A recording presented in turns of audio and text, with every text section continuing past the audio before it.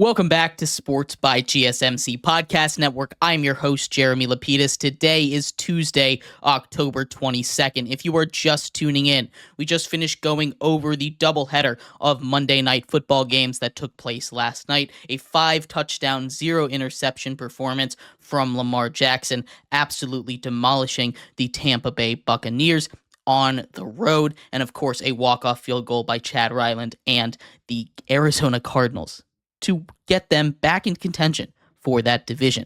In this segment, we turn our attention over to basketball. The season starts today. Tip-off is tonight. We do a full season prediction here for you in just 1 second, but before we do that, remember, if you would like to be an even bigger part of the show than you already are, all you need to do is go to gsmcpodcast.net. Leave a tip or donation with a message in it, or if you are on YouTube, you can use that super chat feature. If you do either of those two things, a message should pop up on the bottom of the screen for you, me, and everybody else around the world to see.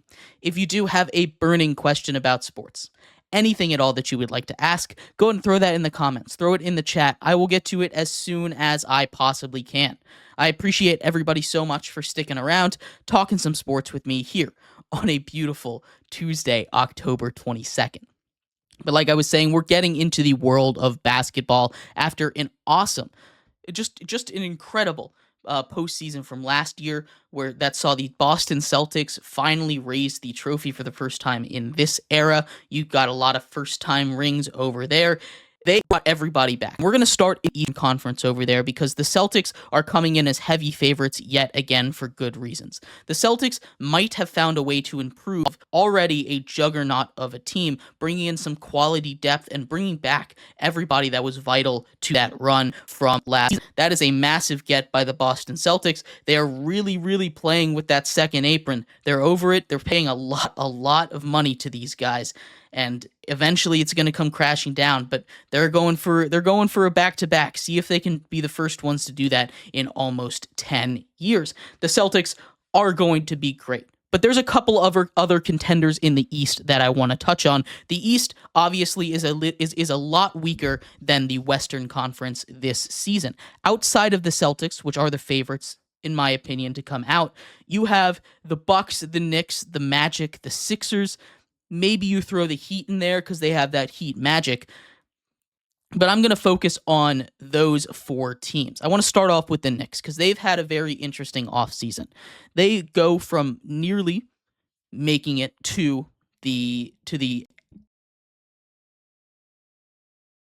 Eastern Conference Finals, falling to the Pacers in a do-or-die Game 7 at the Garden, to having a wild offseason. They trade for Mikal Bridges, whose jump shot looks absolutely broken in the preseason, but it's just the preseason, so we're not going to read into it. And then they pull off the blockbuster deal of the offseason, the big one we were waiting for, trading for Cat. After losing Isaiah Hartenstein, they didn't have a center. Mitchell Robinson, especially, not being able to play until around January, but that still leaves a lot of questions. This is a Knicks team that is built to match up with the Celtics, but I have a lot of concerns about the defense down low. Their perimeter defense is going to be elite. It's probably going to be the best perimeter defense in the league. But when we take a look at everything else that's happening on that team, Jalen Brunson running the offense, you get Cat down low.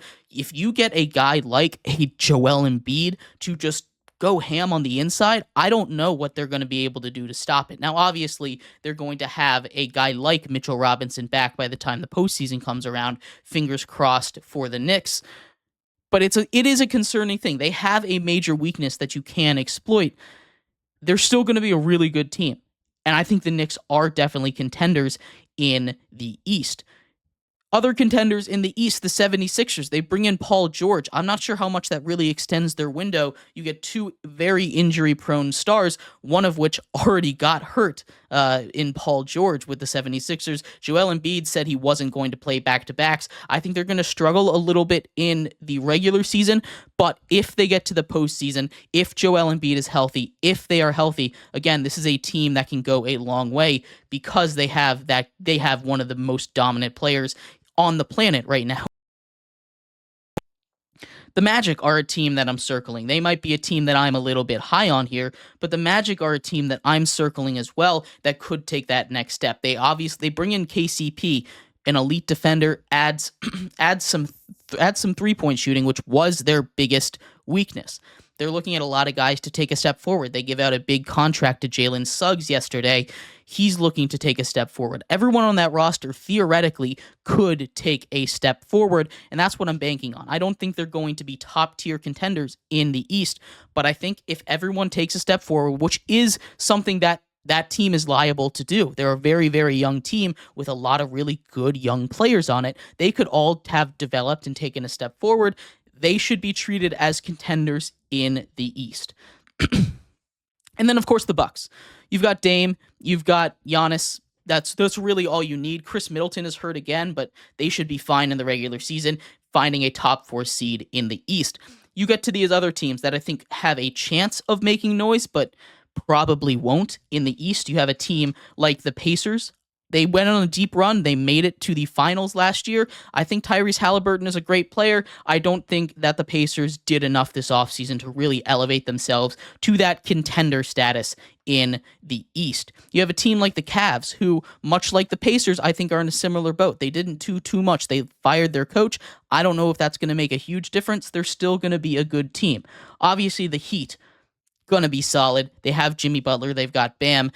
They don't do anything in the regular season, and I'm not sure how long they can continue to coast off of that, though, so I'm not 100% confident in them. And then the Raptors. They've got a lot of young talent. Scotty Barnes, of course, could make an All-NBA team this year. Maybe. I'm not super high on the Raptors, but I think they're the last one of those teams in the East that I think could even have a chance of, making a surprise run. The rest of the teams in the East are kind of bad. You've got the Hornets, you've got the Hawks, you got the Wizards, you got the Nets, you got the Bulls, and you, of course, have the Pistons, right? These are all really bad teams. One of them is going to make a play-in spot.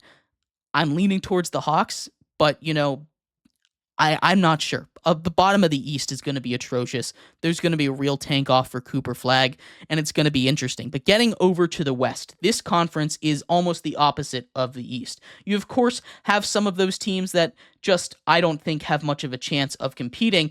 The Jazz, the Trailblazers, the Clippers, I don't think have a chance of competing, especially without Kawhi. But even with Kawhi, I don't think they really had too much of a shot. I'm going to maybe... No, I'm not going to do that. But those 3 teams, I don't think really have much of a shot, especially in a West that goes 10, 11, 12 teams deep.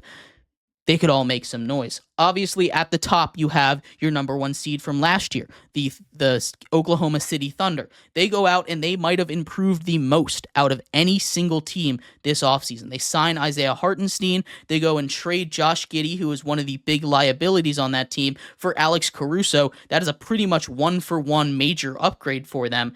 They had a great offseason, and they could get the number 1 overall pick if the Clippers suck enough, because they can do a pick swap unprotected right there. That is insane what Sam Presti has been able to do over there in OKC.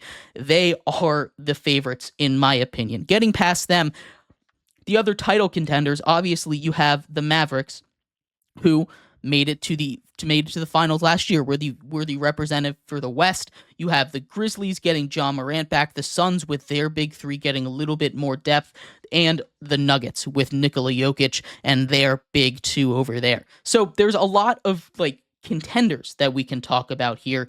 And we're going to start off over there with the Grizzlies. I think the Grizzlies are a team that, especially with Ja Morant, if he can stay healthy, can make a deep run in the Western Conference. We've seen it before. When Ja Morant is healthy and he's on the court, that is a much different team. That is a team that can beat just about anybody on any given night. That Grizzlies team is really, really good. Just need to stay healthy, just need to stay out of trouble. And Ja Morant, if he can do that, he might surprise some people. He could be a dark horse MVP possibly this year.